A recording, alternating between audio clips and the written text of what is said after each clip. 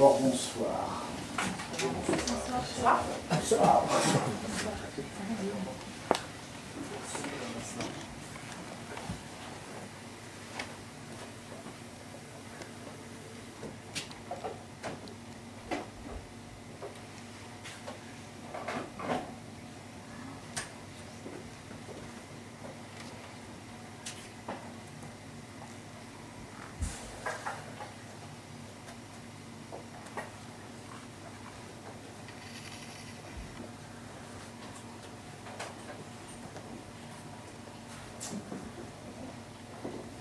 Mesdames, Messieurs,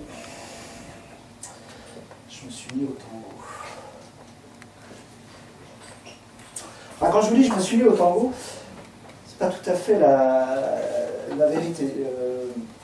En fait, si je voulais être exact, il faudrait que je vous dise, en fait, c'est ma compagne qui m'a mis au tango. Vous savez ce que c'est aujourd'hui, on se marie, on divorce, donc après on a une compagne, ou un compagnon, hein, c'est sûr. Juste pour voir comme ça, dans quel état vous êtes. Vous savez quelle est la raison, la cause principale des divorces aujourd'hui? L'adultère. Non. Les enfants. Les enfants. Non. Non. La femme. Non. Putain, vous êtes fatigué, c'est la rando ou le parapente, j'en sais rien. Le chômage. Non, c'est pas le chômage, non. La nuit. Non. François Hollande. Ça aurait pu, mais c'est pas ça non plus. Rocard. Non plus. Attends, Rocard, il a à dire. Hein, non. On va arrêter là, c'est une catastrophe. Vous êtes fatigué, c'est pas possible. L'égocentrisme. Non. La justice. Pardon? Non. L'institutionnalisation de l'amour.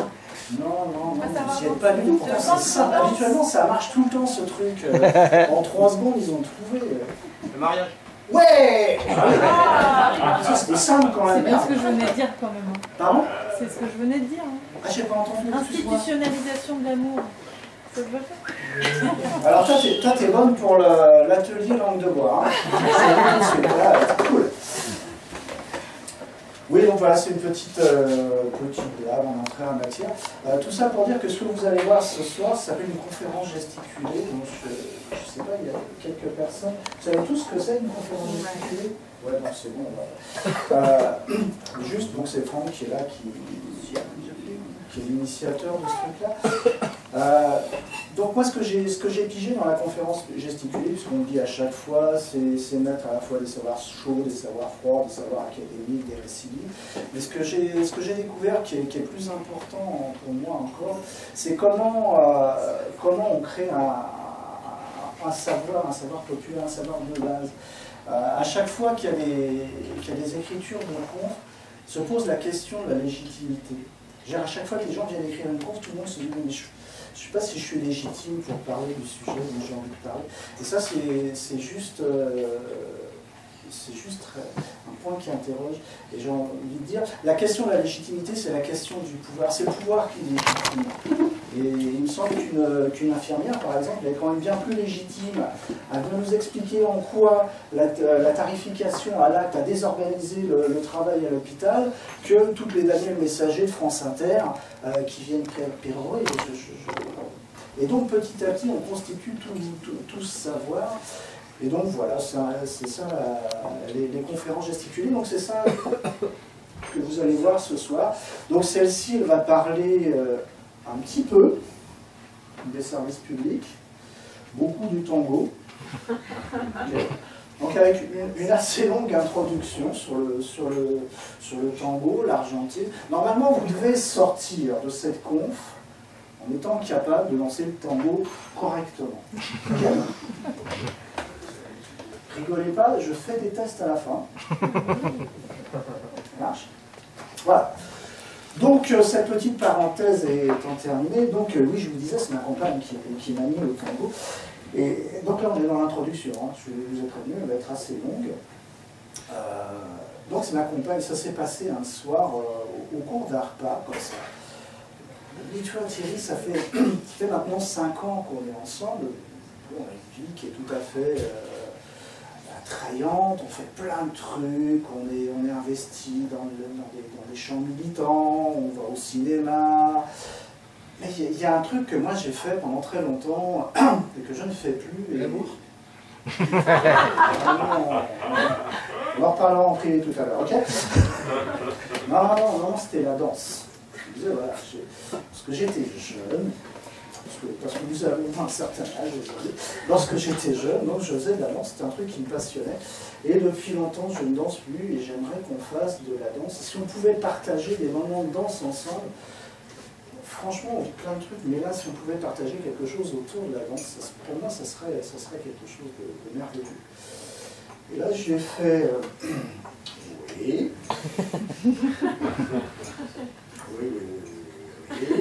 Je vais dire à ma fille, après que j'avais focusé. J'ai pris ce terme-là avec ma fille, focuser, vous savez où ça vient? Focus. Voilà, focus. Je joue au focus.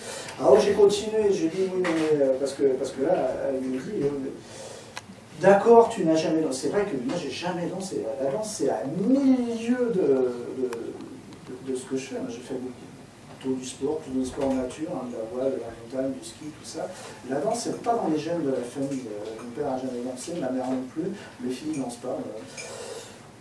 Donc danser, non. Non, danser, ça...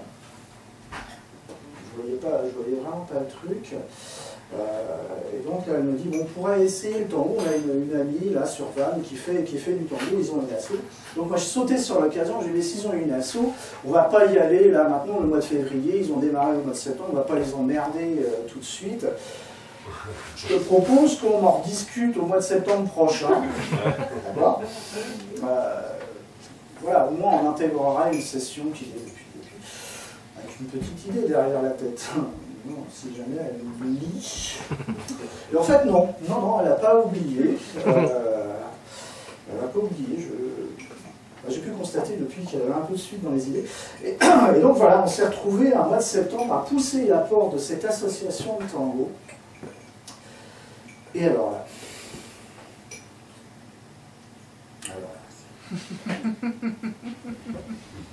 Comment vous dire ça?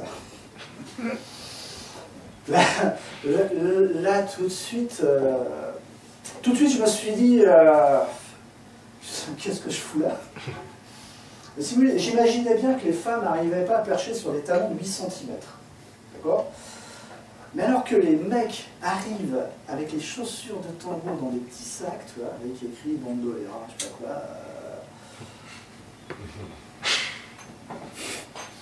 Non, ça c'était pas fort, c'est clairement... tu vois, enfin moi j'utilisais ce genre de choses. Là c'est la bourse costaud, hein. Fabrication française, 1,5 kg à chaque pied. C'était hors de question que je... Bon, en même temps, s'il y a des hommes ici qui souhaitent démarrer le tango, je vous conseille quand même, faites l'effort d'acheter des petites chaussures de ville. C'est vrai que c'est quand même, parce que j'ai fait ma tête de cochon, je ne suis pas breton pour rien. Donc j'ai quand même fait 8 mois avec ça. Honnêtement, c'est pas pratique. Alors voilà, aujourd'hui quand même j'ai fait la totale. Maintenant j'ai costard. Parce qu'il paraît que ça se... Ouais. Les femmes arrivent toujours bien habillées. Alors le costard, ça n'a pas été facile non plus. C'est une longue histoire avec le costume et avec ma taille. Ma mère souhaitait que je sois ingénieur, éventuellement médecin, qui avait grandes ambitions pour moi. Et donc pour me pousser, elle m'avait acheté un costume, je devais avoir 16-17 ans, elle m'a acheté un costume. On n'avait pas trop d'argent à la maison, donc elle a acheté un costume en prêt-à-porter. Vous voyez comment je suis foutu? 1,40 m au garrot, un petit peu d'épaule, d'accord? Donc, le costume qu'elle m'avait acheté en prêt-à-porter, il allait là, aux épaules. Alors la veste, elle arrivait là, les manches là, Les légendes, je ne vous raconte pas. Alors, les légendes, parce qu'ils sont gentils, ils coupent. Alors, sur les manches, ça ne se voit pas trop, mais sur les jambes, vous avez vu, on s'est foutu un pantalon, c'est pas un peu en biseau. D'accord? Donc, même quand il est coupé, pour moi, parce qu'il me manquait ça trop. D'accord? Donc, même quand ils l'ont coupé, j'avais un patte d'éléphant. Mais t'imagines le truc, avec une veste qui arrive là et un patte d'éléphant, c'est juste ridicule. En plus, elle avait choisi pied de poule. Une haine du costume, tu peux pas imaginer le truc. Non, c'est... Non, l'arrivée dans le monde du tango, c'était... Je suis vraiment allé en marche arrière. Dès qu'il y avait une occasion pour pas y aller, je sautais dessus. En fait, ce qui m'a fait rester quand même, sont les profs. Les profs, parce qu'ils ont un enseignement qui est quand même très très sympa. Enfin, que moi je trouve très sympa. Parce qu'ils ont replacé le tango dans son milieu socio-culturel. Donc j'ai découvert que l'Argentine c'était un pays très particulier. L'Argentine c'est un pays, comment dire, une espèce de paratonnerre du monde. C'est-à-dire quand il y a une catastrophe qui se pointe sur le monde, fait comme les oiseaux de Franck, là, et généralement c'est l'Argentine qu'elle cible. Quand il y a une catastrophe qui arrive, c'est sur l'Argentine que ça... Enfin, Florent Pagny. Gentil. Le nombre de coups d'État militaires en Argentine. L'histoire de l'Argentine, c'est une histoire de coups d'État militaires. Ça n'arrête pas. Le dernier en date, avec Videla en 1976, à Crac-Crac. Là-dessus arrivent les Chicago Boys qui ont privatisé tous les services publics et tout. C'est tout ça que j'ai appris, ça m'a passionné. C'est pour ça que je suis resté.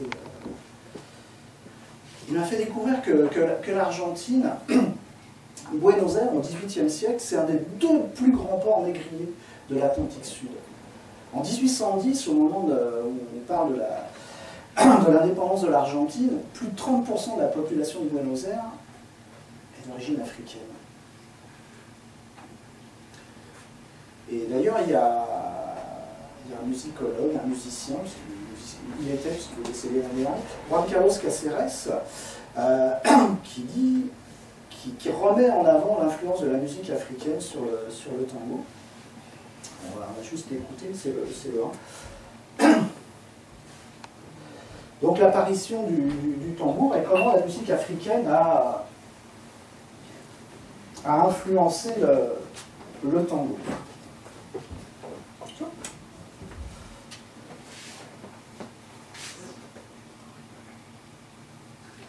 Ça marche pas. C'est pas grave, je vais continuer. C'est bon? Voilà. Wow, wow.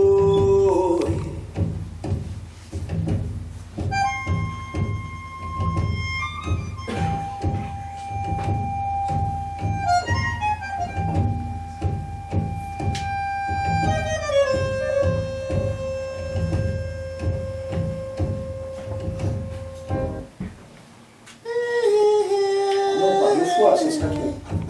Wow, wow.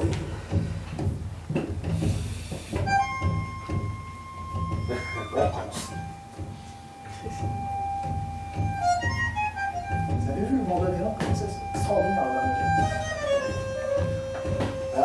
Le bandoneon, en plus, c'est un instrument à la con. Je veux dire, c'est absolument impossible de jouer du bandoneon. J'ai essayé une fois. Pourtant, c'est un Allemand qui a inventé le bandoneon. Les Allemands sont plutôt rigoureux. Là, les touches, c'est n'importe quoi. Je ne sais pas comment c'est sur un accordéon. Sur une guitare, je sais comment c'est foutu. Si tu veux, tu fais Do, Do dièse, Ré, Ré dièse. Putain, sur le bandoneon, si tu passes du Do au Mi, tu reviens. Enfin, c'est n'importe quoi. Mais donc, toujours est-il, voilà, on a une population à Buenos Aires qui est composée pour 30% d'Africains. Et donc c'est un des premiers présidents élus d'Argentine, Sarmiento, qui va envoyer les Africains se faire décimer dans les guerres contre le Paraguay. Parce que Sarmiento, il veut faire de son pays, en gros, l'Angleterre du continent sud-américain. Il est fasciné par l'histoire, l'économie anglaise. Donc les Noirs, ça ne lui plaît pas, il les envoie se faire massacrer. C'est lui qui va écrire la première histoire officielle de l'Argentine, et les vols disparaissent totalement. Et c'est pour ça que Cáceres leur a habilité l'influence africaine dans la musique de tango. Et Cáceres dit le tango, c'est le petit frère du ragtime. Et ne pas reconnaître l'influence africaine dans la musique du tango, c'est une négationniste. Alors voilà, mais on n'a pas fait que l'histoire de l'Argentine nous a aussi appris à danser. Donc il nous expliquait que le tango, en fait, c'est de la marche. Quand vous faites du tango, c'est de la marche. Il n'y a pas... Alors moi, je lui ai dit, super, Adrian, c'est cool, parce que moi, de la rando, j'en fais depuis 30 ans. Donc je vais être un super pro du tango, tu vas voir. Ça va y aller. Et là, il m'a dit, Thierry, si t'es parti comme ça, pour le tango, ça ne va pas le faire. Parce que tu as regardé les Argentins, un petit peu les Argentins, ils ont une posture, ils ont... et ça ne se passe pas tout à fait comme ça, il va falloir que tu apprennes à marcher. Messieurs, regardez. Donc pour apprendre à marcher, ça va être tout le déplacement, vous êtes sur un axe, ça va être tout le déplacement du corps. Alors le sol ne glisse pas bien, c'est pas tout. Mais tout un déplacement, c'est-à-dire le genou se lève, vous allez déplacer tout le buste en même temps que le genou. Et ça pousse sur la jambe arrière. On ne s'occupe pas, c'est pas la jambe avant qui fait ça et on avance, c'est tout le buste qui lève. Ok? Je vous la refais.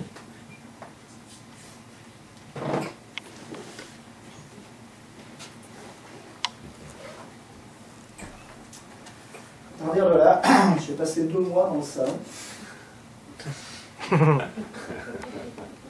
Alors au début, ça faisait ça. Alors ça, vous évitez, ça donne le mal de mer à tout le monde. Donc c'est d'avoir les épaules à peu près, qui restent à peu près à l'équilibre. Donc ça, c'est la première étape. Parce que la deuxième étape, c'est de le mettre sur la musique. Ouais. Parce que la danse, c'est l'interprétation de la musique. C'est comment vous ressentez la musique, comment vous la retranscrivez avec votre corps.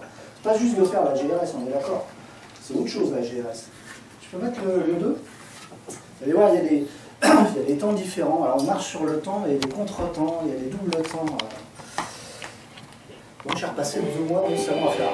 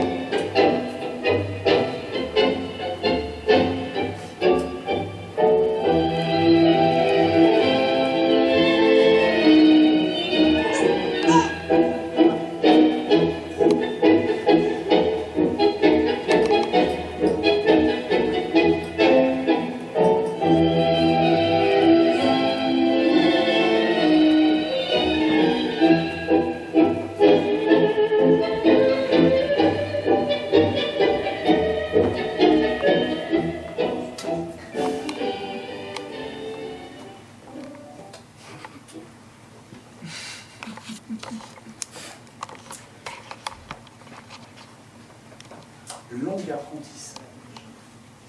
En même temps, j'avais un petit peu progressé. Je vous ai dit que l'introduction était très longue. Pourtant, j'avais progressé aussi dans l'histoire de l'Argentine. On est arrivé à une période de l'histoire de l'Argentine où, en 1976, donc, il y a un coup d'État militaire. En 1981, les militaires rendent le pouvoir aux civils. Et on va avoir des élections. Et on va avoir un type qui s'appelle Carlos Menem, qui va se présenter aux élections. Et Carlos Menem, pour moi, c'est la plus belle escroquerie politique. Quoique, à ce jour, il a été rattrapé par Tsipras. Ça, c'est une autre histoire. Carlos Menem va se faire une campagne sur la défense des plus démunis, des plus défavorisés. Il est élu. Et en l'espace d'une semaine, il va passer des accords avec les conservateurs libéraux. Ils vont se mettre à tout privatiser. D'ailleurs, ces conseillers, ces ministres, vont écrire ce qu'ils appellent un décalogue ménémiste. Et le premier commandement du décalogue ménémiste, c'est rien de ce qui appartient à l'État ne doit rester à l'État. C'est clair. Ils vont tout privatiser. La poste, les banques, les compagnies aériennes. Ils vont privatiser, alors ils ont un truc qui s'appelle YPF, c'était la compagnie pétrolière. Alors, c'est grâce du terme, parce que je l'ai oublié en plus. Mais donc, et c'est assez particulier parce qu'en Argentine, l'Argentine a des ressources pétrolières, des ressources minières.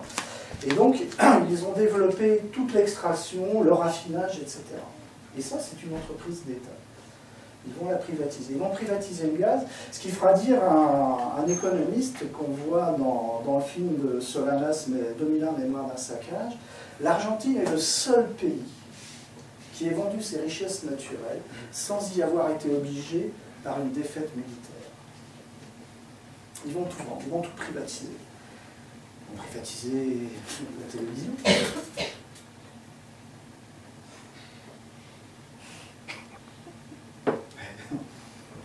Privatiser la télé. Il y a plein de gens, vous vous rappelez de la privatisation de la télé TF1 C'était en 86, Jacques Chirac est Premier ministre de cohabitation de François Mitterrand. Et donc c'est lui qui va lancer la privatisation de la première chaîne de télévision publique, TF1. Donc pour ça, il va confier cette mission à son ministre de la Culture. Un ministre de la Culture. Donc le ministre de la Culture à l'époque c'est François Léotard. Donc, chez les Léotard il y a deux frères. Il y a Philippe et François. Donc Philippe, comédien, acteur, chanteur, enfin un mec qui a du talent quoi. Et puis il y a François. Donc François il a fait homme politique, on s'est retrouvé ministre de la Culture. Et alors donc ce qu'ils ont posé comme base pour la privatisation de la première chaîne de télévision publique, c'est que contrairement à ce qui se fait habituellement, c'est-à-dire que ce soit le mieux-disant, là ils ont inventé un truc, c'était le mieux-disant culturel. C'est-à-dire que Léotard le dit dans une interview à la presse, il dit que le gouvernement a voulu que la compétition entre les candidats se situe au plan culturel. La discussion entre les candidats et la Commission nationale de la communication et des médias porte sur l'apport culturel. Alors, ils ont lancé un vaste audit. Ils ont obtenu 2 candidats. À ma droite, Jean-Luc Lagardère, PDG de Matra, spécialisé dans l'aéronautique et l'armement, un spécialiste absolument reconnu et incontestable de la culture. De l'autre côté, Francis Bouygues, grand ponte du BTP, donc autre figure absolument incontournable de la culture. Et c'est entre ces 2 candidats que s'est déroulé l'audit. Donc le matin, la Commission nationale de la communication et des libertés avait audité Jean-Luc Lagardère et son groupe, et l'après-midi, c'était au tour du groupe Bouygues. Ça s'est passé comme ça. Je vous mens pas, hein. Donc le président de la CNCL, Commission nationale de la communication et des libertés, c'est Gabriel de Broglie. Donc ça démarre comme ça. Le tirage au sort a désigné pour cet après-midi le groupe Bouygues. Nous allons donc vous entendre pendant une durée de 2 heures. Nous vous demanderons cependant dans une déclaration liminaire de nous présenter les grands axes de votre projet, puis nous procéderons par questions et réponses, en particulier autour de la question des programmes qui nous tient particulièrement à cœur. Monsieur Bouygues, vous avez la parole.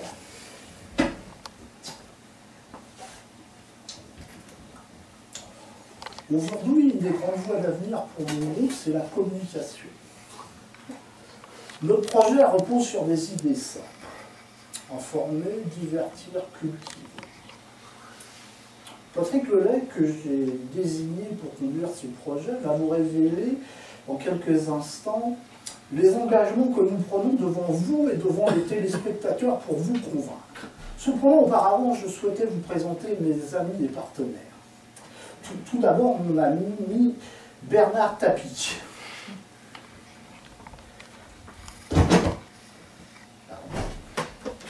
Les chaises sont trop hautes pour moi. Cascade. Ah ouais, j'ai rien à perdre, là. saviez que vous veniez à une conférence testiculée.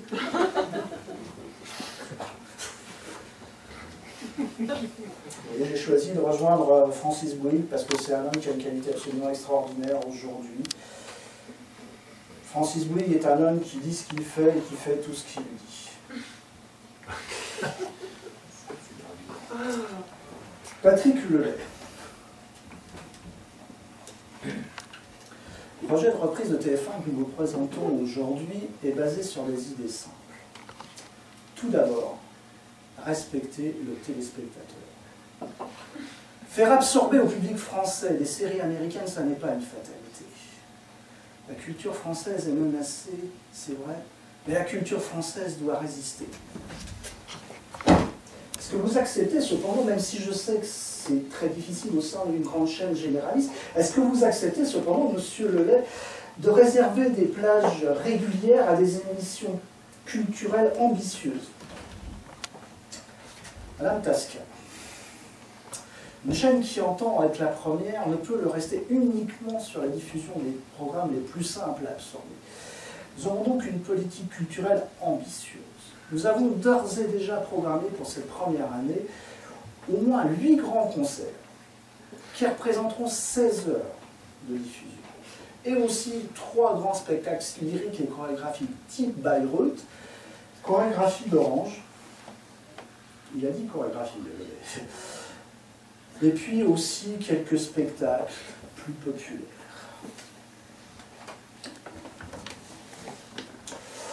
Nous avons l'ambition d'être une chaîne de culture et d'imposer notre image de ce point de vue. Ben oui, parce que quand on est la grande chaîne de diffusion qui est la une, on peut se permettre de ne pas toujours regarder l'audimat.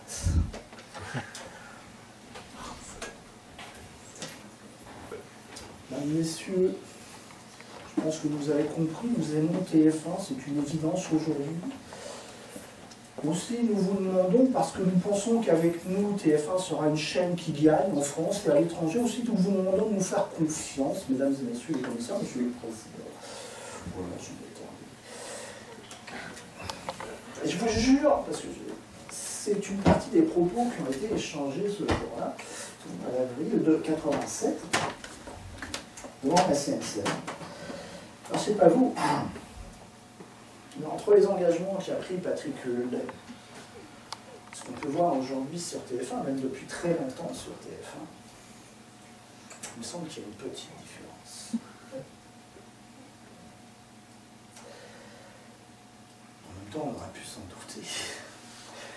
Je ne sais pas si vous avez... Parce que, en fait, aujourd'hui, quand on privatise un service public, nous passons instantanément du statut d'usager, d'accord, au statut de client. Mais là, avec la privatisation de TF1, ça a été pire que ça. C'est-à-dire qu'on est passé directement du statut d'usager au statut de produit. C'est-à-dire nous sommes le produit que TF1 vend à des annonceurs. D'ailleurs, Patrick Lelay, dans un bouquin d'interview en 2001, était très clair sur le sujet, le même qui nous dit qu'il s'engage à passer Bayreuth, Orange, etc.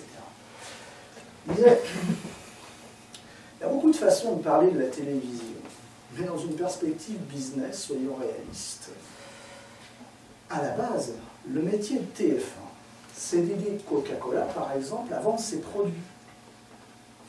Or, pour qu'un message publicitaire soit perçu, il faut que le cerveau du téléspectateur soit disponible. Ouais, disponible. Nos émissions ont pour vocation de le rendre disponible, c'est-à-dire de le préparer, de le distraire, de le détendre entre deux messages. Ce que nous vendons à TF1, c'est du temps de cerveau disponible. En même temps, on n'a pas été très bon sur le coup, parce que cette concession, normalement, elle devait durer 10 ans. C'est-à-dire qu'on allait de 87 à 97. Sauf qu'entre-temps, le ministre de la Culture a changé. C'était plus François Leotard, c'était devenu Alain Carignon. Donc Alain Carignon, pour ceux qui ne s'en souviennent pas, il a fait 3 ans de prison pour avoir vendu l'eau de sa ville, Grenoble, à un petit groupe, Veolia. Et donc Carignan a fait passer subrepticement, donc ça se fait nuitamment à l'Assemblée nationale, un amendement qui prévoyait que la concession accordée de 10 ans était renouvelable automatiquement 2 fois 5 ans. Donc de 97, on est passé à 2007. Sauf qu'en 2005, Dominique de Villepin, qui est Premier ministre, décide qu'au 1er janvier 2012, la France doit être couverte par la TNT, télévision numérique terrestre. Alors donc, on ne va pas emmerder le groupe Bouygues pour 5 malheureuses années, faire repasser devant la commission. On va prolonger la concession de TF1 jusqu'au 1er janvier 2012. Et donc, au 1er janvier 2012, ils ont eu une nouvelle concession qui va jusqu'à fin 2022. Et donc, TF1 a réussi ce petit prodige d'avoir une concession de 10 ans, pour laquelle ils se sont absolument assis sur les engagements qu'ils avaient pris. Concession de 10 ans qui va durer de 1987 à 2023. Mais on n'a rien dit. Voilà, c'était les débuts de la privatisation en France. C'est le premier service public français qui est livré à la privatisation. Alors pendant ce temps-là, nous, on avait continué à faire du tango.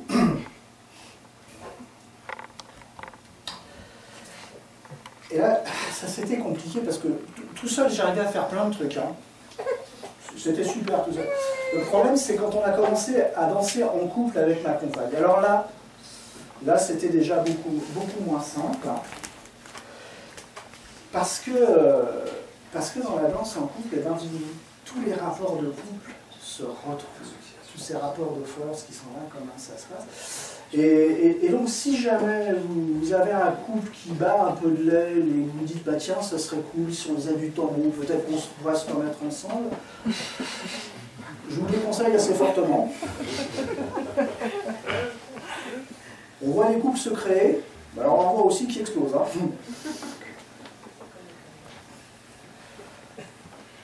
Et donc, alors il y a une image qui colle au tango, qui est l'image du machisme. Alors je vais la faire un petit peu dans...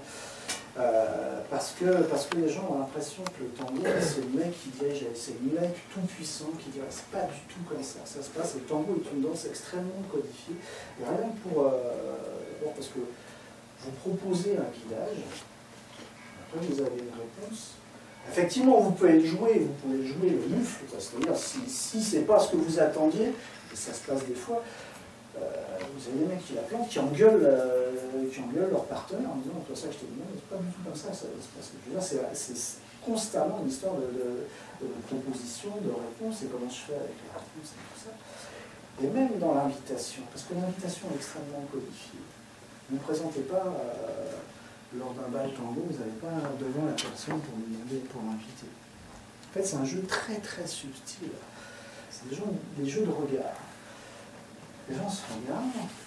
Donc si j'ai envie par exemple de danser avec Solène, je vais essayer de capter son regard. C'est parfois très difficile quand... Ah pardon, excuse-moi. Je suis trompé dans les noms. Pauline. Si je veux danser avec Pauline, je vais essayer de capter son regard. Si jamais Pauline décide qu'elle ne veut pas danser avec moi, elle détourne le regard. Je sais qu'elle n'a pas envie de danser avec moi. Je ne vais pas aller l'emmerder à sa table. Et les femmes peuvent faire aussi, parce que les femmes... Elles cherchent à capter le regard des mecs aussi. C'est tout ce jeu extrêmement subtil. Et pour dire que même en Argentine, pays soi-disant hyper machiste, c'est comme ça, petite anecdote, à Buenos Aires, dans un grand club de tango, il y avait un groupe, c'était des Américaines, les 5 Américaines qui étaient là, qui étaient venues faire des cours pendant une semaine.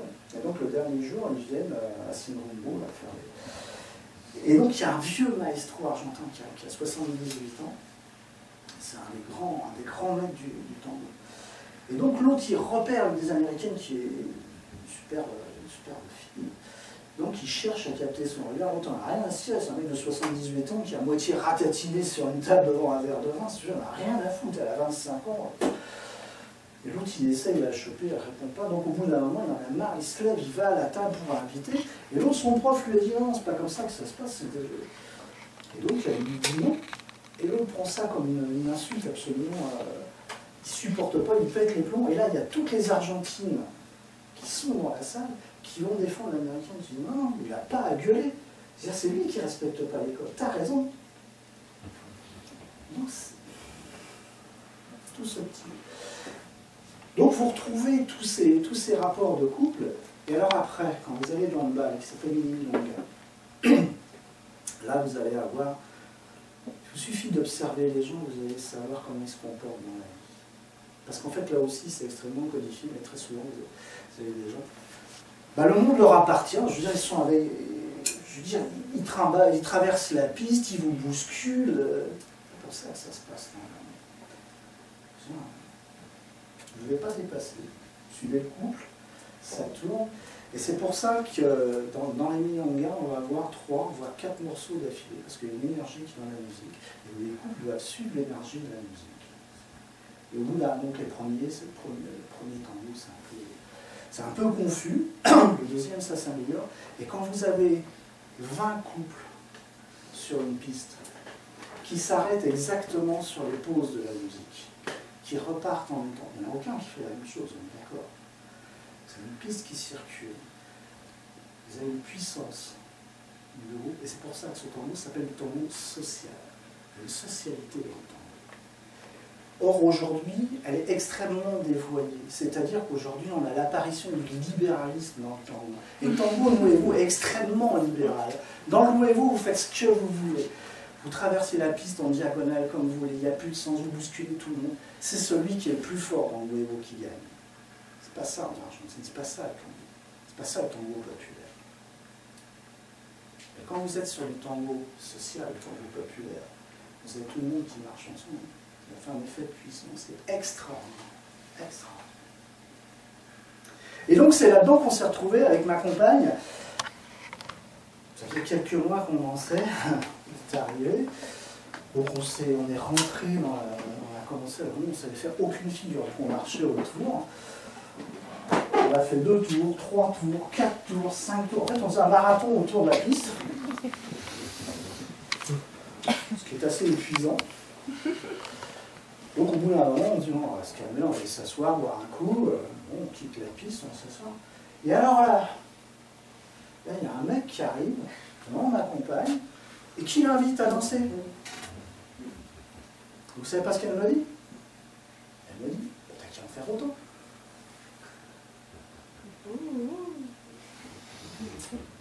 Et bien là, c'est pas facile. Comment dire ça? C'est très très compliqué, enfin, en tout cas pour moi, d'aller inviter une femme que je ne connais pas, que je n'ai jamais vue, de l'inviter, de la prendre dans les bras. J'ai jamais été capable, par exemple, je suis toujours incapable, si je veux, je sais rien, de dire à une femme dans la rue qu'elle a un joli sourire.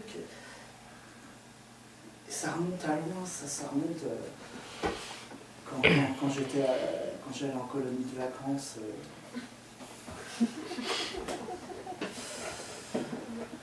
c'était terrible. Je veux dire, je suis toujours tombé amoureux. Forcément, il y avait au moins une fille dans les colos dont je tombais amoureux. Et alors, systématiquement, elle partait avec le grand con, qui mesurait une tête de plus que moi, qui avait les cheveux frisés et tout. J'ai gardé un truc avec ça. C'est très, très...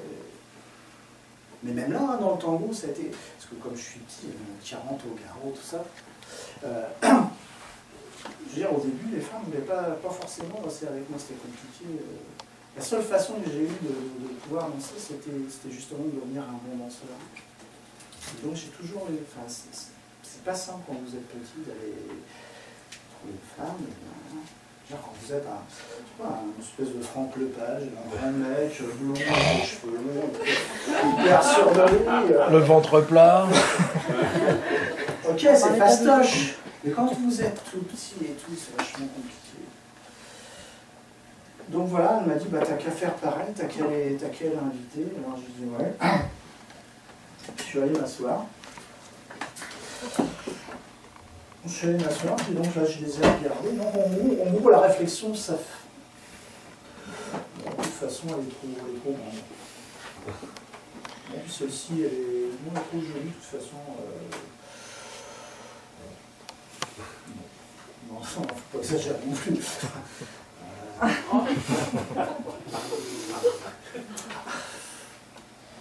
À l'époque, je ne savais pas le coup derrière. Ah, trop tard.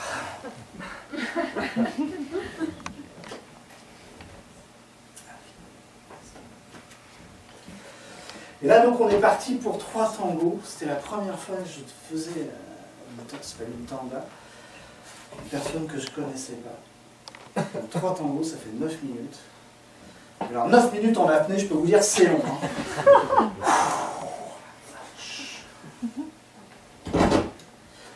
Bon, en même temps, il n'y a pas qu'au tango hein, que les gens dansent à deux. En politique aussi, ça leur arrive. C'est arrivé, Chirac, par exemple, qui avait fini par accéder à son rêve suprême, était devenu président de la République en 95. Alors en 97, je ne sais pas ce qui lui prend. C'est très curieux. C'est bizarre. J'ai une explication, enfin moi, elle vaut ce qu'elle vaut, hein, je vous la livre comme ça. J'imagine que Robert Bourgi, qui était le monsieur Afrique, l'écrivez comme vous voulez, donc le mec qui ramenait les valises de billets de chez Omar Mongo, là, est lui se pointer un jour avec des valises encore plus pleines qu'à l'habitude. Villepin et Chirac sont pochetronnés, et donc Chirac s'est pointé un soir à la télé. Chers compatriotes, après consultation de l'Assemblée nationale, j'ai décidé de dissoudre l'Assemblée nationale. Après consultation de Premier ministre, j'ai décidé de dissoudre l'Assemblée nationale.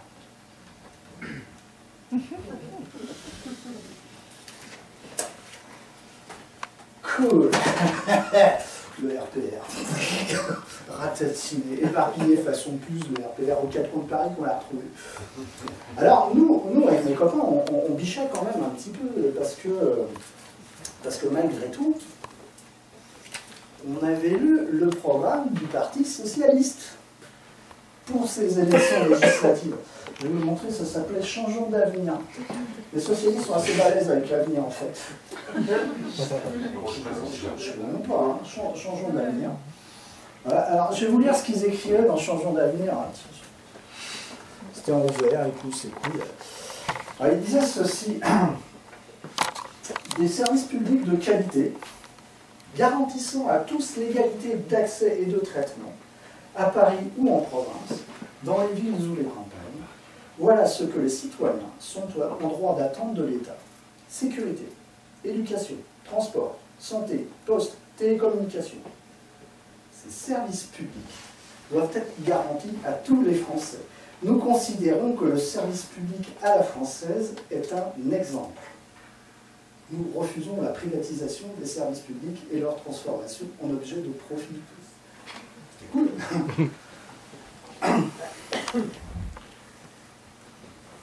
Sauf que c'est Chirac qui avait engagé la privatisation de France Télécom. On s'est dit, c'est bon, ça s'arrête. Parce que Chirac, il avait l'oreille des lobbies bruxellois, tout ça. On s'est dit, c'est cool, là, le PS 97, on va avoir Jospin, Premier ministre. Sauf que Jospin a nommé Strauss-Kahn comme ministre des Finances, ça s'est pas du tout passé comme ça. C'est Strauss-Kahn qui a fait la privatisation de France Télécom. Alors Strauss-Kahn a été allé voir, il a dit, mais quand même, monsieur le ministre, vous avez vu ce qu'il vous avez dit? Vous vous rappelez ce qu'a dit Strauss-Kahn? Strauss-Kahn nous a dit, mais... Pardon? Ouais. Strauss-Kahn a dit, mais on n'a pas privatisé. On a ouvert le capital.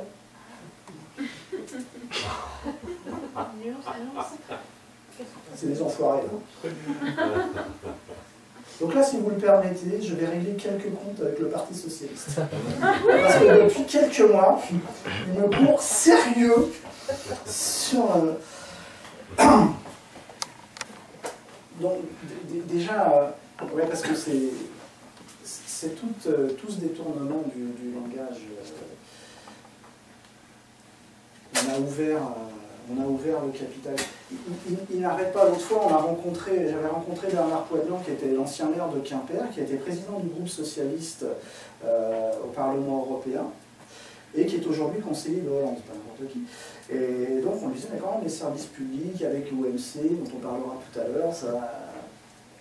Et Poidian me répond, écoutez monsieur, moi les services publics, je ne sais pas ce que c'est. Je ne connais que le service au public. Donc vous voyez, ce n'est pas tout à fait pareil le service au public et le service public. Et il suffit de rajouter ce petit vocable-là entre service public pour en changer complètement le sens. De la même façon, quand Bourdieu écrit un texte qui s'appelle « Pour refonder une gauche de gauche », il suffit de rajouter là entre gauche de gauche pour faire gauche de la gauche. Donc aujourd'hui, vous avez la gauche, c'est-à-dire le PS, qui est la gauche. Vous avez la gauche de la gauche. Et donc, en permanence, on est sur ces histoires de langage. Donc, méfiance avec le langage. Et donc, que Strauss-Kahn nous a fait la privatisation, finalement, ça n'est pas un hasard. Parce qu'en 1985, il y a 5 quadras du Parti socialiste qui ont commis un ouvrage qui est aujourd'hui introuvable, qui s'appelle La gauche bouge. Alors, il s'appelait le collectif trans, on sait aujourd'hui qui sont les signataires de ce collectif trans. Donc on avait un Jean-Michel Gaillard qui est décédé aujourd'hui, qui n'a jamais rien fait, on s'en fout. On avait Jean-Pierre Mignard, donc, qui est l'avocat de Ségolène Royal, qui est un membre influent du Parti socialiste.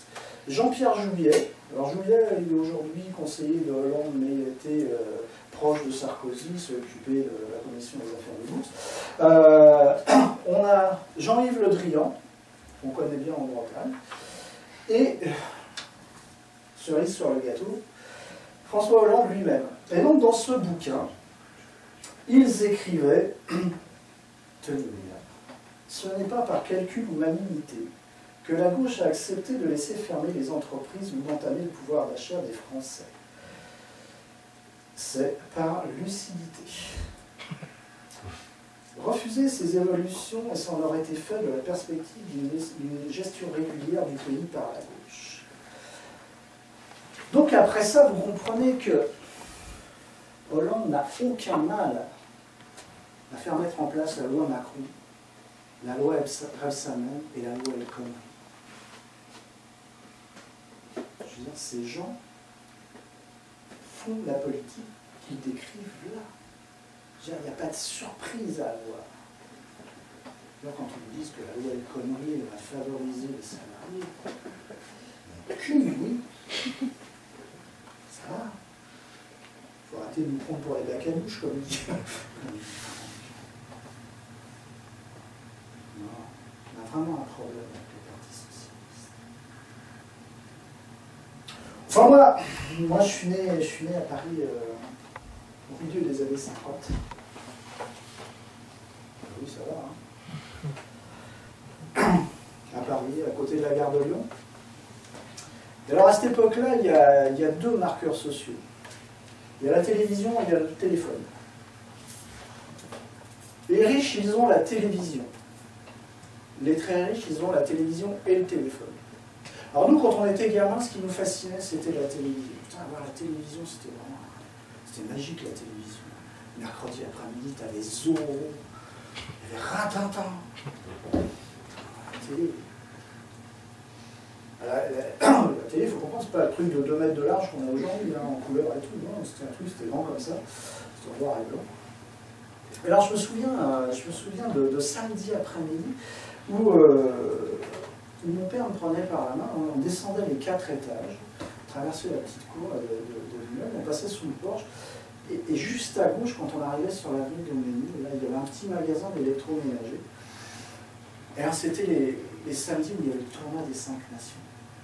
Et alors, le propriétaire du magasin tournait une télé vers la rue. Et alors là, vous aviez tout un attroupement, il y avait 30-40 personnes devant le magasin.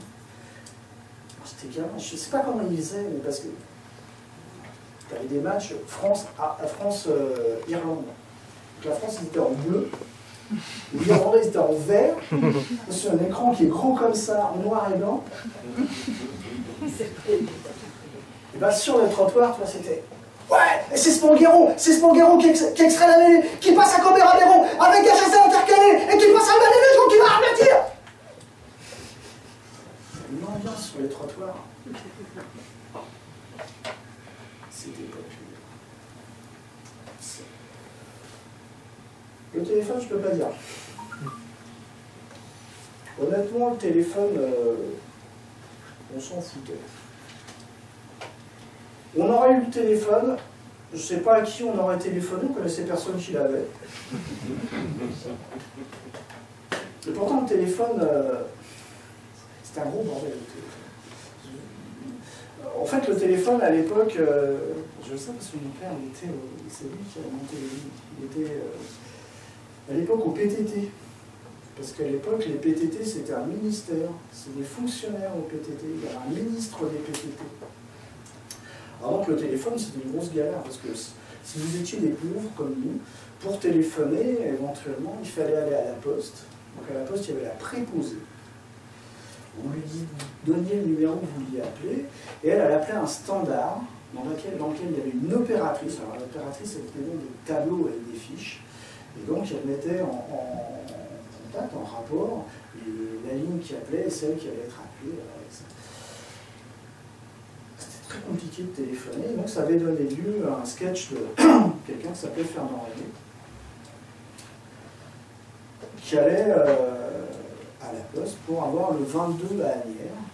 Alors forcément, la préposée, c'était une fonctionnaire, donc une grosse feignasse. Donc, quand il arrive, elle est en train de tricoter. D'accord ? Donc, il lui demande le 22 à Asnières, donc elle appelle l'opératrice, elle s'aperçoit qu'elle connaît l'opératrice, donc elle commence à parler de leur week-end, où elles sont allées danser, etc. Elle ne file pas son numéro. Donc, ça a fait beaucoup rigoler les gens, mais c'est un désengage en règle de la fonction publique, du service public. Les fonctionnaires sont des fainéants par essence. Méfiez-vous des comiques. Les comiques véhiculent souvent des idées réactionnaires. D'ailleurs, il n'y a pas longtemps, c'est Danny Boone. Danny Boone a fait un truc sur la Poste. Ça vous dit rien? Vous l'avez vu? C'est à peu près pareil. Il dit la publicité de la Poste, c'est bouger avec la Poste. Ben, s'il y a bien un endroit qui ne bouge pas en France, c'est bien la Poste. Tu as déjà été faire la queue à la Poste, tu as 10 guichets, il y en a 2 d'ouverts, et tu attends jusqu'à midi, et finalement, quand tu arrives à midi moins 2, le mec il ferme le truc, tu reviens l'après-midi. C'est fonctionnaire.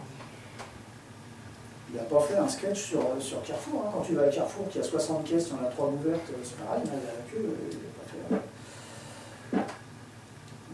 C'est mon père qui a monté les lignes de téléphone avec ses collègues. Ils ont construit les centraux, ils ont tiré les lignes. C'est ça qui marche aujourd'hui. C'est ça que Strauss-Kahn a vendu. Alors effectivement, mon père, avec ses collègues, ses copains, etc., ont construit les centraux téléphoniques, ont tiré les lignes, donc le téléphone automatique marche bien. Donc aujourd'hui, parce que c'est vrai qu'à l'époque, je m'en rappelle, on a dû mettre 2 ans entre la demande de téléphone et le moment où on l'a eu réellement, en 74-75, c'était très très long. Donc aujourd'hui, ça va très très vite. Vous allez dans une agence Orange, France Télécom, tout ce que vous voulez, vous ressortez au bout de 10 minutes avec un téléphone portable, avec une ligne internet. Ça va très très vite. Ça marche très bien. Sauf quand ça ne marche plus. Et là, c'est le début de la galère. C'est ce qui nous est arrivé un matin. Donc, je vous raconte des petites anecdotes sur ma vie privée.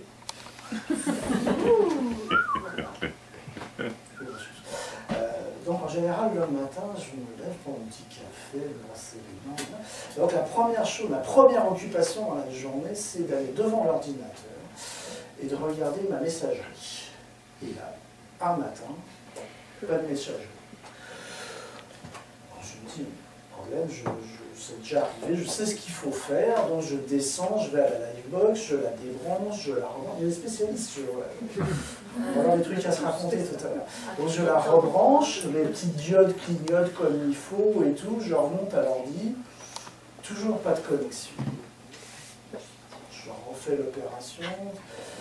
marche toujours pas, donc je dis, bon, je vais téléphoner, et là, au moment de téléphoner, rien, plus de ligne non plus.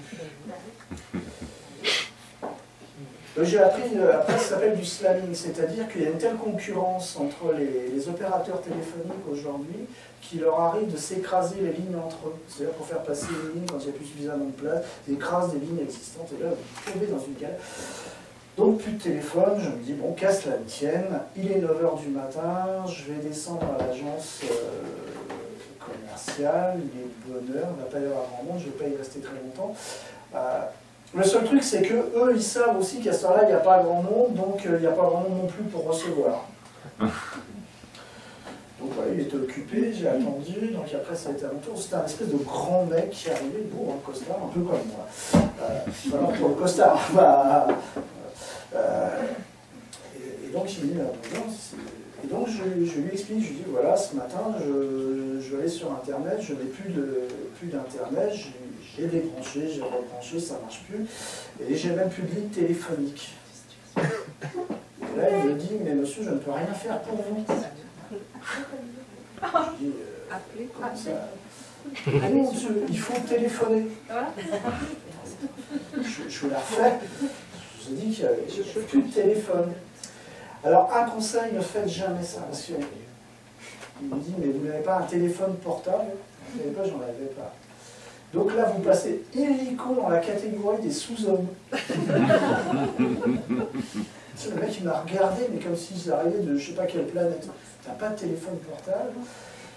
Donc, pardon? Allô, quoi? Ouais, allô, quoi. Donc, dans un premier temps, il a été très, très ennuyé. Et puis, finalement, il est allé me chercher un vieux téléphone que j'avais imposé. Voilà, pour envoyer, ça doit être le numéro 3. Il est allé me chercher un vieux téléphone. Il m'a dit, alors, vous allez vous mettre au fond là-bas. Vous allez faire le 10-14. Voilà, puis vous allez avoir quelqu'un, et ça se passait à peu près comme ça. France Télécom Orange, bonjour. Cet appel est gratuit depuis une ligne fixe France Télécom. Rendez-vous aussi sur orange.fr, accessible 24 h sur 24. Merci de composer les 10 chiffres de la ligne concernée par votre demande. Vous appelez pour déménager ou ouvrir une nouvelle ligne, faites le 1. Supprimer un de vos contrats, faites le 2. Vous renseigner sur une offre ou modifier votre compte, faites le 3. Vous informer sur votre facture ou vos paiements, faites le 4. Disposer d'une assistance de votre ligne fixe, Internet ou vos équipements, merci de raccrocher et de contacter nos spécialistes au 39 00 joie 1. Ou si votre ligne fixe est en panne, au 10 13. Pour réécouter ce message, appuyez sur dièse. Pour vous assurer qualité de service et sécurité des transactions, cet appel peut être enregistré. Vous pouvez refuser l'enregistrement auprès du conseiller. Un conseiller va vous répondre dans moins de 8 minutes. Un conseiller commercial va répondre à votre appel. C'est ça. 8 minutes. Parce que, en fait, cette aventure a duré quasiment un mois. Je vais rapidement. Et donc, du coup, j'ai été obligé d'appeler un nombre incalculable de fois avec un téléphone que les collègues m'avaient prêté. Donc, au bout d'un moment, j'avais tellement assez d'attendre les 8 minutes, je me suis amusé à les chronométrer. Et puis, j'ai moyenné. Et donc, la minute moyenne chez France Télécom, elle dure 107 secondes. Donc en fait, ils nous ont expliqué que notre ligne avait été écrasée, donc ils nous ont donné un nouveau numéro de téléphone. Donc il fallait attendre 48 heures pour qu'il soit effectif. Au bout de 48 heures, on a eu la tonalité. Mais un message qui nous disait qu'on n'avait pas réglé la facture. Donc j'ai retéléphoné. Ils nous ont donné un nouveau numéro de téléphone, ça a recommencé. Enfin, en gros, ça a duré un mois. Il a fallu qu'on attende un mois sans téléphone et sans Internet pour... Voilà, donc quand ça marche, ça va vite, et quand ça marche plus, c'est très très long. C'est infernal, c'est Kafka. C'est Kafka. Et tout ça à cause d'Hayek. Salma, oui. Non? Non, pas Salma, non. C'est pas Hayek, Friedrich von Hayek, économiste autrichien, qui va écrire qui va publier en 1944 aux presses universitaires de Chicago La route de la liberté. Il sera suivi par celui qui va être son disciple pendant tout le restant de ses jours, Milton Friedman. Friedman qui publiera aussi aux éditions des universités de Chicago Capitalisme et liberté. Donc ce sont eux qui vont poser les bases de ce qu'on appelle le néolibéralisme. Donc grosso modo, c'est assez simple comme théorie. Un individu est libre quand il est libéré de la tutelle de l'État. En fait, l'État est la structure qu'il faut absolument éliminer. Si par hasard l'État conserve des moyens de production, il doit immédiatement les revendre. Et si par hasard, dans ce monde merveilleux, tout est privatisé, il reste des démunis, eh bien la charité et le pouvoir. Alors, en gros, l'idéologie hayekienne, friedmanienne.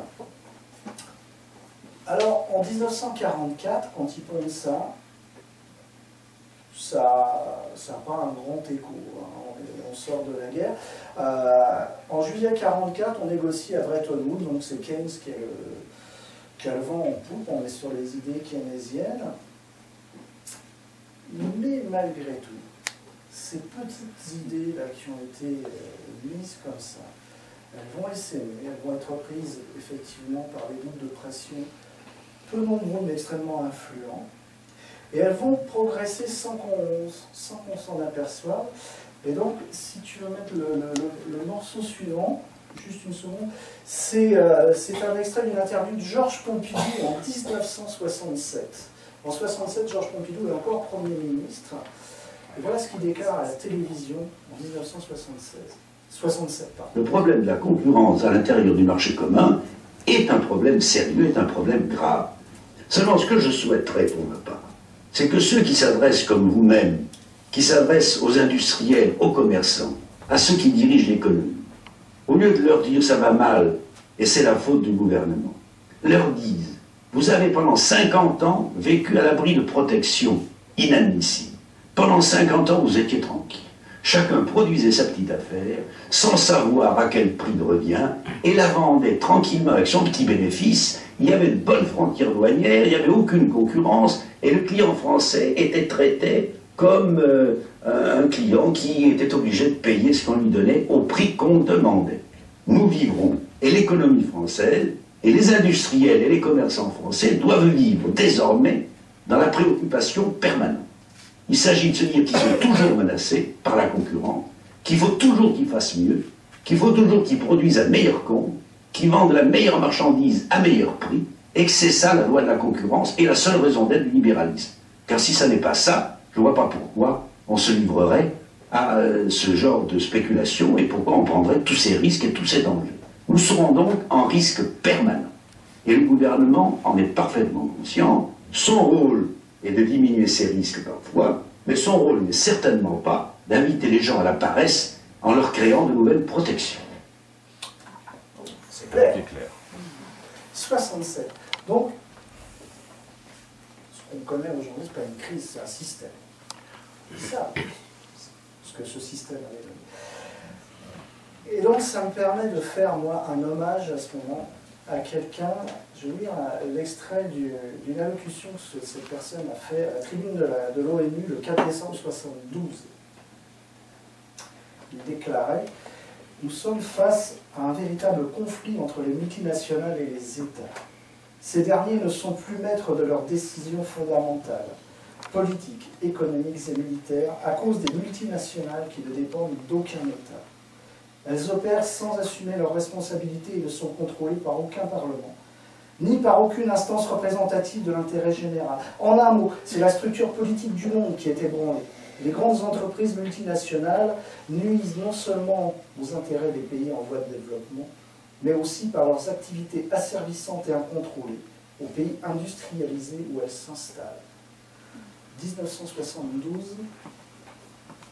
C'est qui? Salvador Allende. Bravo à eux.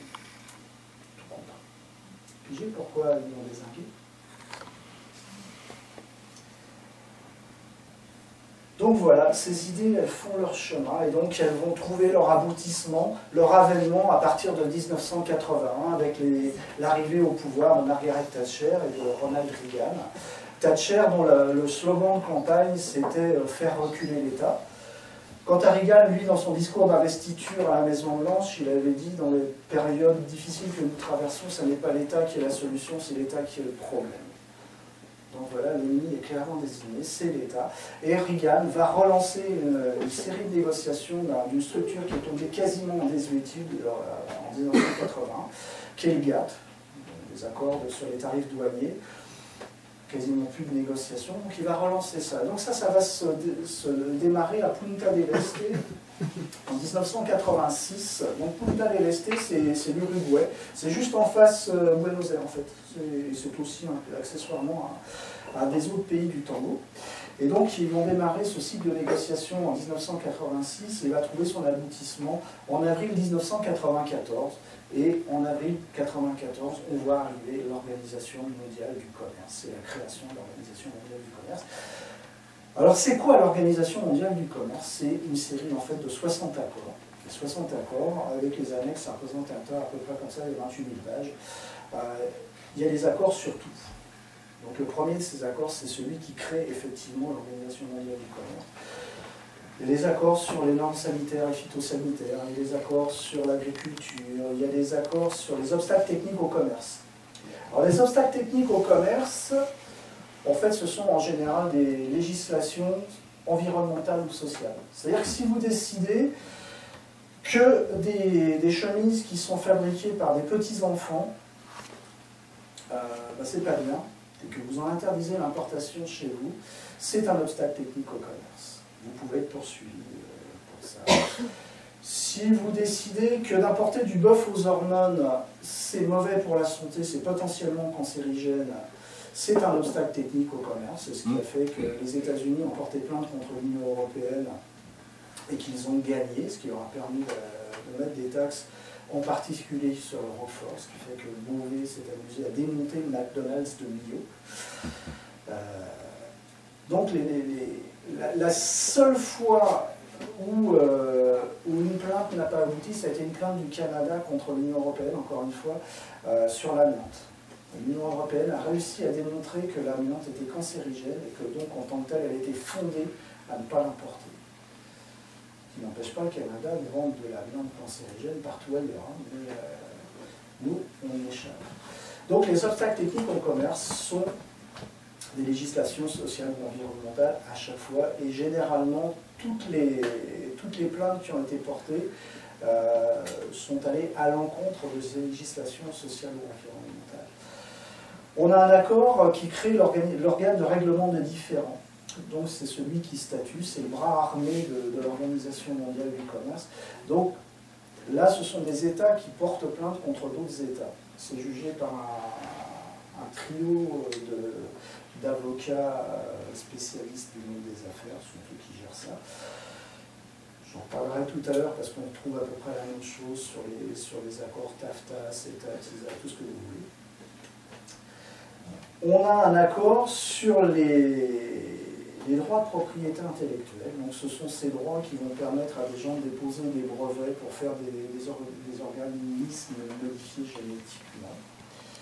Et puis on a ce fameux accord sur les services. C'est de celui-là dont on va parler. Parce que celui-là, c'est une vraie saloperie. C'est cet accord qui va aboutir à la privatisation de tout ce que nous appelons le service public. Et ils sont allés planquer l'article le plus scélérat à la 19e place. Parce que, en fait, l'article 19 de l'accord sur le commerce des services stipule que les États membres engageront des séries de négociations successives qui auront lieu périodiquement en vue d'élever progressivement le niveau de libéralisation. Vous avez pigé, libéralisation, c'est déréglementation, privatisation, ça marche ensemble. Et donc c'est un accord qui n'a pas de fin, c'est-à-dire que dès qu'on va avoir terminé un cycle de négociation, on en réentamera un autre pour monter à chaque fois ce niveau. Alors là, vous avez toujours un ami socialiste qui dit oui, non mais là tu vois toujours le mal partout, alors que tu vois bien, lis l'article 1, il est dit que les services entendent de tous les services, de tous les secteurs, à l'exception de ceux fournis dans l'exercice du pouvoir gouvernemental. Donc nos services publics sont préservés. Toujours du socialiste, hein, parce que l'alinéa suivant stipule que les services fournis dans l'exercice du pouvoir gouvernemental s'entendent de services qui ne sont fournis ni sur une base commerciale, c'est-à-dire tout ce qui est poste, SNCF, etc., rentre dans le champ de l'accord, ni en concurrence avec un ou plusieurs autres fournisseurs de services. Dans la mesure où vous avez des écoles, des lycées privés, des cliniques privées, eh bien, l'éducation, la santé, effectivement, tombent dans le champ de cet accord. Et donc tout est privatisable. Et pour qu'on en soit bien convaincu, cette fameuse organisation du commerce, elle nous a pondu la liste de tous les services et de tous les secteurs de services en question. Donc, il y a 12 secteurs de services qui sont même subdivisés en sous-secteurs de services. Alors, les premières fois que j'ai fait la conf, je m'amusais à lire, c'est très chiant, hein, juste pour... Alors, vous avez les services fournis aux entreprises, donc les services professionnels, les services juridiques, les services comptables. Il y en a toute une liste comme ça. Donc, généralement, quand je faisais ça, il y a à peu près la moitié de la salle qui partait. Et les autres, ils étaient déjà endormis. Donc, pour présenter ces secteurs de services, je me suis amusé à essayer en tout cas de les présenter autrement, de façon un peu plus attractive. Je me dis que finalement j'aurais pu être un acteur de théâtre. Je serais bien vu dans la cour d'honneur à Avignon. Ça aurait été classe. Afin d'en percevoir les probables méfaits, laissez-moi en détail vous raconter ces faits qui rendent nos services publics plus qu'éphémères. Mais pour que la potion ne soit trop amère, je vais vous la livrer en vers alexandrin. Tout seigneur, tout honneur, voici le secteur 1, celui des services fournis aux entreprises, dont rien n'est trop parfait qui renforce l'emprise. Le secteur 2, celui des communications, nous savons l'ancienne libéralisation. Et même la construction, l'ingénierie connexe et la distribution en vrac et ses annexes constituent un secteur. Le troisième aussi. Le quatrième enfin. Il y en a eu souci. Secteur 5. Celui lié à l'éducation. Objet des plus rentables, suprême tentation. Primaire et secondaire. Et même le supérieur offert aux financiers pour qu'ils y fassent leur beurre. Vous pensiez cela à jamais impossible? Leur soif de profit est bien irrépressible. Du secteur 6, dédié à l'environnement, nous passons à celui 7 des financements, où tous ces gros milliards à faire fructifier iront vite irriguer les circuits financiers, que la jante OMC, suzerains et vassaux protégeront avec les paradis fiscaux. Et puis les hôpitaux, que les gueux veulent publics, ils pensent à leur santé quand il faut penser fric. Car à trop se soigner, l'État creuse la dette de notre triple A. L'envoie aux oubliettes. Tourisme, sport, culture, les budgets alourdissent. Ils ont pu suivre en somme 9 et 10. Bien sûr, ils ne pouvaient oublier les transports. Il faut admettre que là, vraiment, ils ont fait fort. De tous, c'est celui-là qui en a préférence, car ce 11e secteur vise à leur délivrance. Ferroviaire, maritime et aussi le fluvial, aérien bien sûr, et même le spatial. Leurs ailes libérateurs, les grisants, c'est heureux, ils oublièrent de peu les transports amoureux. Et vous pensiez que là s'arrête cet inventaire? Non, non. D'imagination, ils n'ont plus qu'un prévert, et d'inventer enfin un 12e secteur, celui des autres services, ceux non compris ailleurs. Elles ont fait 12 secteurs de service, comme ça. Le dernier s'appelle effectivement service non compris ailleurs. Donc tout, absolument tout doit y passer. Et l'éducation et la santé sont des secteurs absolument prioritaires, parce qu'il y a des enjeux financiers colossaux sur ce secteur.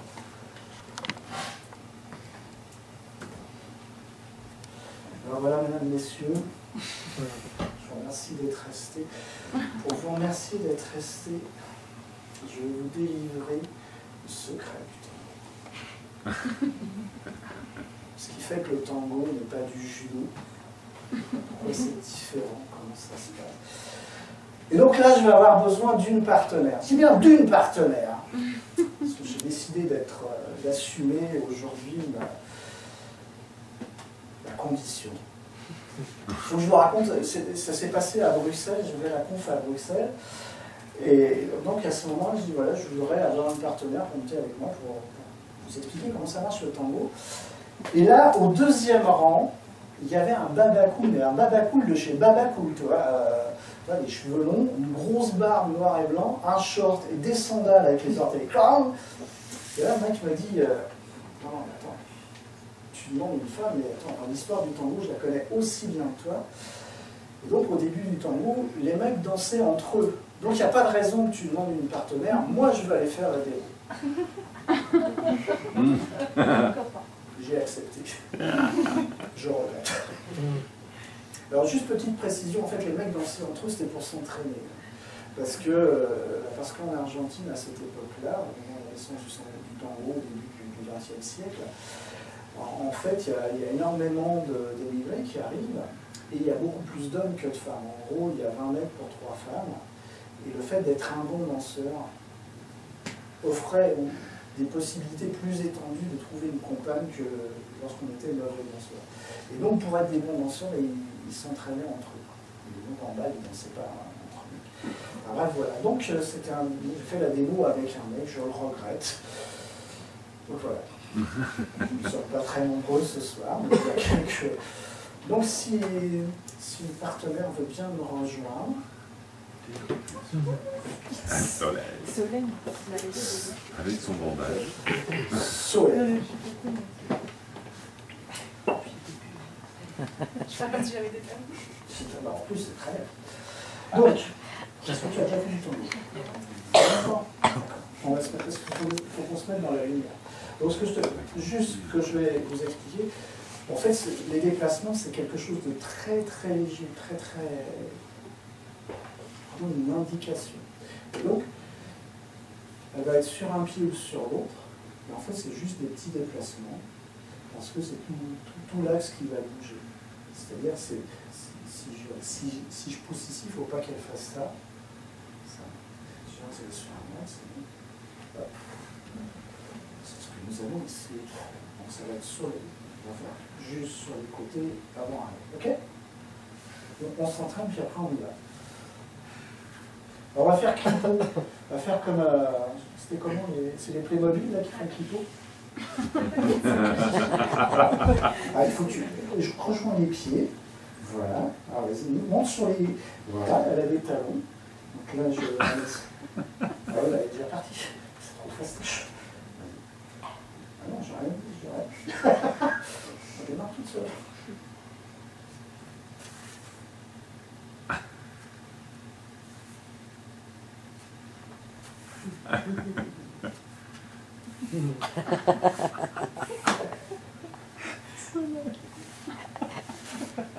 On a répété 3 heures avant.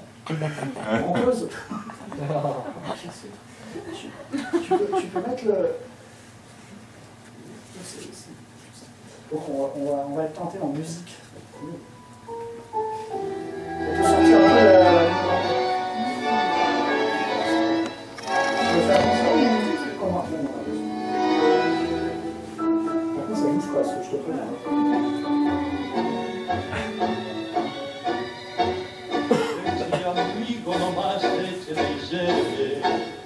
Hasta el borde la copa de champán, una noche de farra y alegría, el dolor que en mi alma quiero más. es la última palabra de mi vida ya se va. Mejor dicho, si hay fotografía aquella que no supo mi amor, nunca parecía. Yo la quise, muchachos, y la quiero, y jamás no la podré olvidar. Yo me emborracho por él, quién sabe qué hará. Echemos más champán, que todo perdón, bebiéndolo de ahogar. Y si la ven, amigos, díganle que ha sido por su amor, que mi vida ya se fue.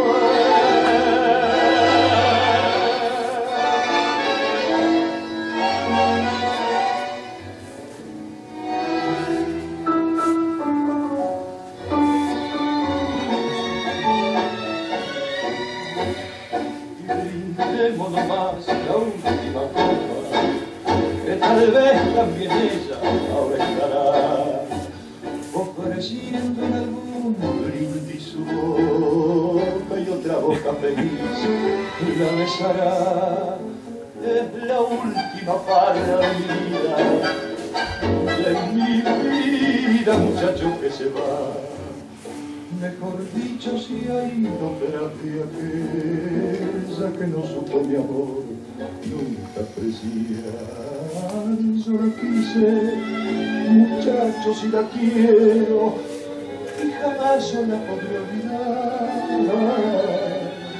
Yo me emborracho por ella, y ella, quién sabe qué hará. Echemos más champán, que todo mi dolor, bebiendo voy a ahogar. Y si la ven, amigos, díganme, que ha sido por su amor, que mi vida ya se fue.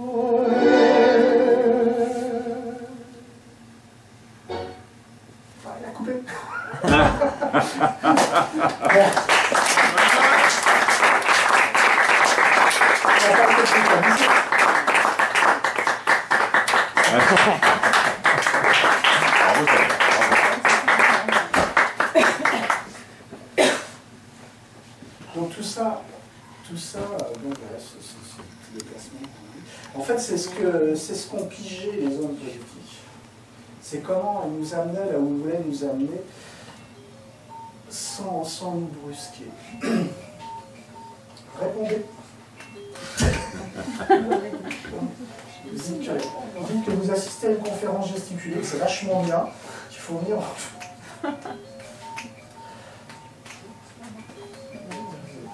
C'est le service de France Télécom, il travaille. Ah, Faut s'excuser. C'est le réveil. C'est le réveil, elle l'avait mis sur 2 heures. C'est l'heure d'aller voler. Donc en fait, c'est ce que les hommes politiques ont pigé, c'est comment ils nous déplaçaient, nous amenaient. Et donc ça a été particulièrement vrai, par exemple, avec France Télécom, quand ils ont voulu privatiser France Télécom. Donc en fait, là, c'était pas tant les réactions du public qui le craignaient, mais par contre les réactions des salariés de France Télécom, des syndicats en particulier. En fait, ils ont fait un truc très vicelard. Ils ont proposé aux salariés de France Télécom de devenir actionnaires de la boîte. Et en fait, d'avoir des actions à des tarifs privilégiés. Donc en gros, quand l'action elle est mise en bourse, elle est mise en bourse à 180 francs, ce qui représente à peu près 27 €. Et donc, eux vont les avoir à 140 francs, et s'ils achètent pour 10 000 francs d'actions, en fait, on va leur en donner le double. Et donc, je me souviens que les camarades de Sud, en particulier, sont vent debout absolument contre le fait que les salariés prennent des actions. Et en fait, ils vont être confrontés à une difficulté absolument gigantesque, parce que l'action, elle est mise en bourse à 27 €. Alors, regardez bien. C'est un truc pour spécialistes de la conférence gesticulée. L'action, elle est rentrée dans la bulle Internet qui se forme à 27 €. D'accord. Et donc là, elle a pris la bulle, elle monte dans la bulle, elle va monter jusqu'au plafond. Elle va atteindre 210 € l'action. Sauf que les bulles ont aussi une fin. Et vous savez ce que ça fait une bulle quand elle... en parapente, une bulle qui meurt, ça fait... Enfant, il va falloir que tu fasses des comptes parce que ça pue. Une bulle qui meurt, ça fait un mouton. Oui, là il y en a eu beaucoup de moutons. Mais donc en finance, une bulle qui meurt, ça fait... Plein de moutons. Ça fait un paquet de pigeons. C'est ça. Parce que si tu veux, l'action elle était montée à 217, là elle est partie de 27, elle est montée à 217, et en fait elle va redescendre à 6,90 €. Alors ça va être dramatique parce qu'à France Télécom, il y a des mecs qui avaient pris des actions, qui ont même fait des emprunts pour acheter des actions. Et donc fatalement, parce que l'action elle était bloquée pendant 5 ans, et donc ils se sont retrouvés à payer des intérêts sur un emprunt qu'ils avaient fait pour acheter des actions parfois à 100, à 150 €. Et elle n'avait plus 6,97 €. Il y a eu des choses absolument dramatiques chez France Télécom, sauf que la plupart des salariés avaient accepté de rentrer dans le jeu de la privatisation, de la prise d'action. Et donc la privatisation de France Télécom, grosso modo, est passée comme ça, sans faire trop de bruit, Là, le nouvel exemple qu'on a aussi pour nous améliorer, c'est la question de la dette. Ils ont créé, la dette se crée de toutes pièces, bien, mais grosso modo, c'est les deux mâchoires de la dette. D'une part, le fait de ne pas pouvoir, que les États ne puissent plus emprunter auprès de leur banque centrale, mais ça, c'est qu'un des éléments, puisque tant que les budgets sont construits en équilibre, il n'y a pas de raison d'emprunter, donc ça ne fonctionne pas. Et donc, à partir de 81, effectivement, on va voir apparaître des budgets en déséquilibre. C'est Delors qui va commencer à baisser les impôts des plus riches et des sociétés. Et petit à petit, on va avoir des budgets qui se construisent en déséquilibre, et donc il va falloir emprunter, et la dette des États va s'envoler. Parce que grosso modo, les chiffres INSEE, la dette de la France au début des années 80 est grosso modo de 400 milliards d'euros. Donc on a plus de 2000 milliards aujourd'hui en l'espace de 30 et quelques années. Et elle double tous les 10 ans. Et donc, cette dette, c'est un formidable outil. On ne va pas laisser cette dette aux générations à venir. On ne peut pas leur laisser ce fardeau, donc il faut absolument réduire. Et donc pour réduire la dette, il faut réduire le poids de l'État, il faut supprimer les fonctions. Il faut privatiser les services publics. Et d'ailleurs, Jean-Claude Trichet et Mario Draghi, l'ancien et le nouveau président de la Banque Centrale Européenne, sont fendus d'un courrier, alors je n'ai pas forcément une grande admiration pour lui, mais d'un courrier à Berlusconi au temps où il était encore Premier ministre d'Italie. Donc il lui écrivait ceci: Cher Premier ministre, le Conseil des gouverneurs de la Banque Centrale Européenne a discuté le 4 août de la situation de l'Italie sur les marchés obligataires. Le gouvernement italien a décidé d'établir un budget équilibré en 2014 et à cette fin a récemment mis en place un paquet fiscal. Ce sont des engagements importants, mais ils ne sont pas suffisants. Dans les circonstances actuelles, nous considérons les mesures suivantes comme indispensables. Une stratégie de réforme globale, profonde et crédible, incluant la libéralisation totale de tous les services publics et des services professionnels est nécessaire. Donc c'est une action absolument concertée et réfléchie de creusement de la dette et de réduction du poids de l'État, de suppression des services publics, de privatisation des services publics. C'est à ça, mesdames et messieurs, qu'il va falloir résister. Et là, les Argentins, encore une fois, sont des gens qui nous donnent l'exemple, le tueur en surdine. Parce que le tango, ça a été une musique de résistance. Les Argentins ont décidé déjà de défier la junte militaire qui avait interdit, avec l'aval de l'Église catholique, les rassemblements de plus de 2 personnes, donc fatalement il était possible d'aller danser. Et donc ils ont décidé de défier la junte militaire, ils ont recommencé dans les quartiers à aller danser. un des plus grands orchestres qui est celui d'Osvaldo Pugliese. Pugliese était communiste, tu l'en vois. Il était communiste, et donc à chaque fois qu'il était programmé quelque part, la junte militaire allait l'arrêter, collait en tôle, et donc l'orchestre réussissait à jouer quand même. Il était pianiste, Pugliese, donc il mettait un meunier rouge sur le piano pour exprimer le fait que la junte militaire avait emprisonné Pugliese. Le tango ça a été une des premières formes de résistance des Argentins. Ce morceau de Gotham s'appelle Les capitaux étrangers. Intellectuellement, sociologiquement, le tango est une musique qui porte la résistance. Il y a quelqu'un en Argentine qui s'appelle Alessandro Olmos, qui était un journaliste, qui a déposé une requête auprès de la Cour suprême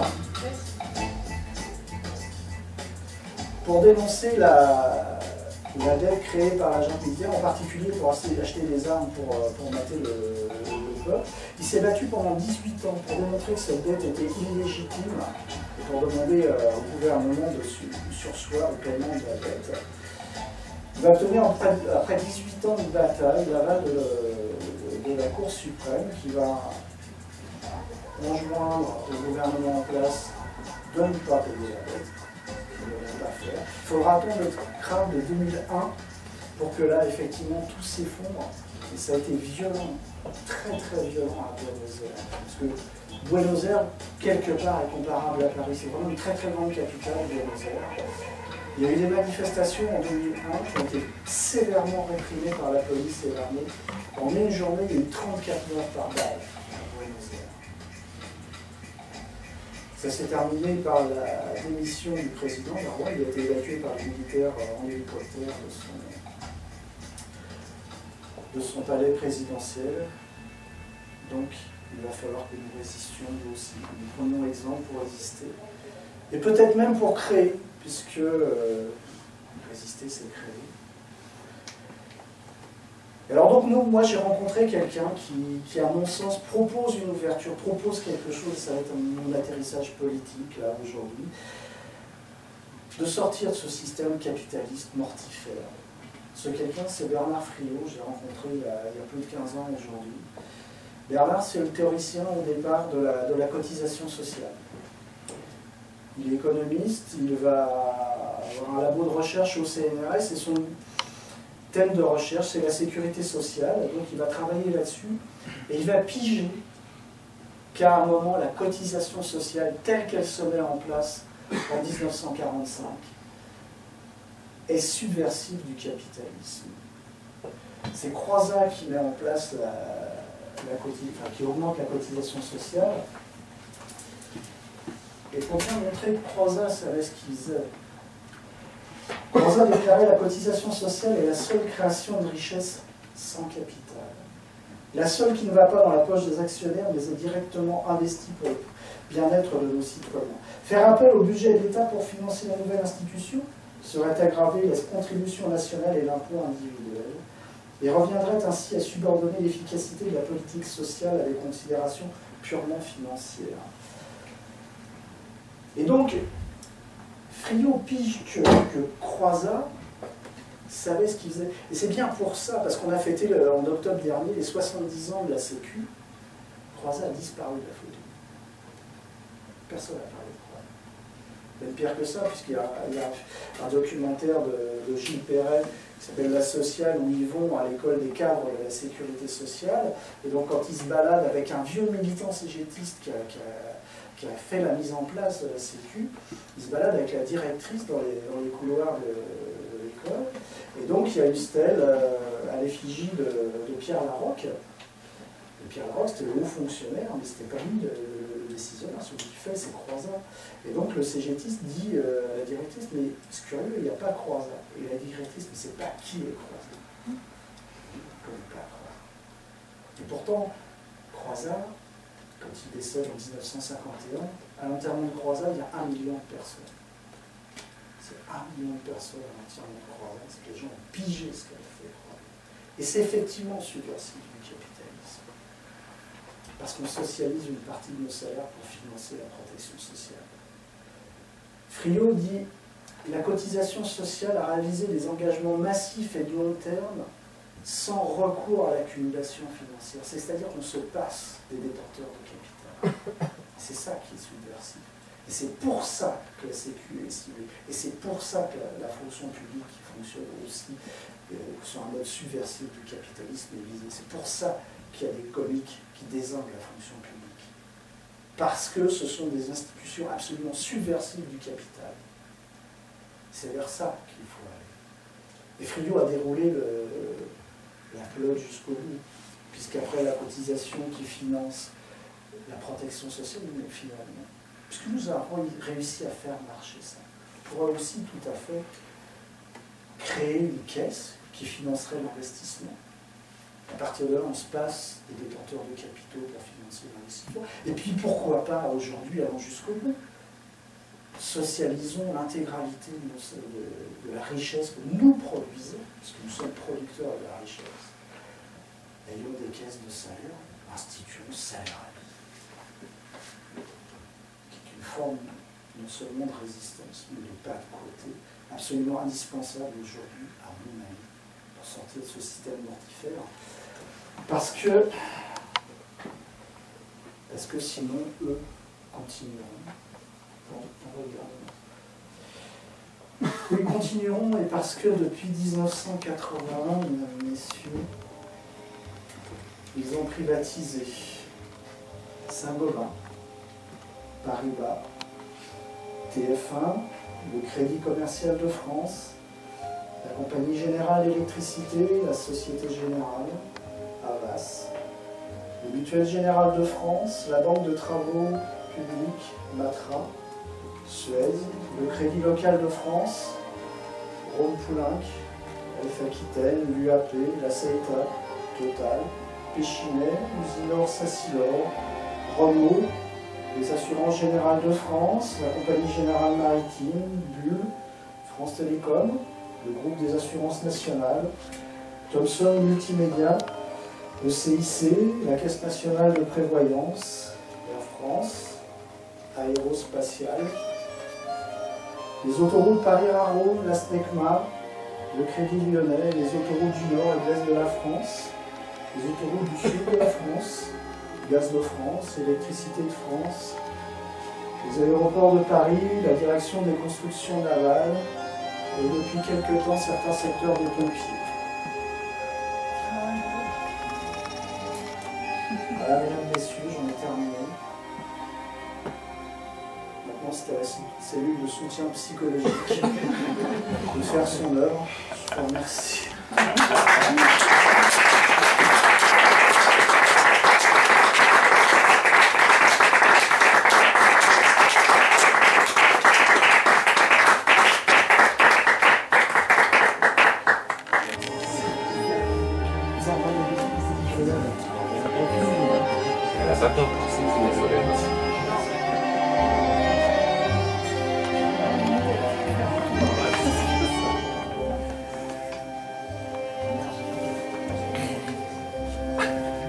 Maxi.